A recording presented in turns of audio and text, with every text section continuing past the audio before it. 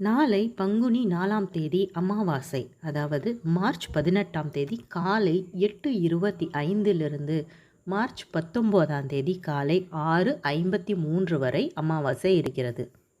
நம் முன்னோர்களின் அருளை பரிபூர்ணமாக பெற ஒரு சிறந்த தினம்தான் இந்த அமாவாசை. முன்னோர்களின் அருள் இல்லாமல் நம் வம்சம் தழைக்காது, நமக்கான செல்வம் கிடைக்காது, நமக்கு வாழ்க்கையில் முன்னேற்றம் கிடையாது. அதனால் எப்பொழுதுமே நம்முடைய முன்னோர்களை நினைவு கூறுவது மிக மிகச் சிறப்பாகும். அதற்கான ஒரு நாள் தான் அமாவாசை. இந்த அமாவாசையில் நாம் நீர்நிலைகளுக்கு சென்று முன்னோர்களுக்கு உரிய கடன்களை செய்வது, வீட்டில் இலை போட்டு படையலிடுவது ஆகியவை மிகச் சிறப்பாகும்.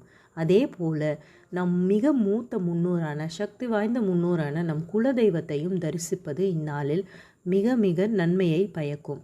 அதிலும் நமக்கு ஏதாவது பிரச்சனை, கவலை, துன்பம் என்றால் தொடர்ந்து 3 அமாவாசை குலதெய்வ கோயிலுக்கு சென்று பொங்கல் இட்டு வழிபட்டால் அந்த பிரச்சனைகள் எல்லாம் இருக்கிற இடம் தெரியாமல் காணாமல் ஓடிவிடும்.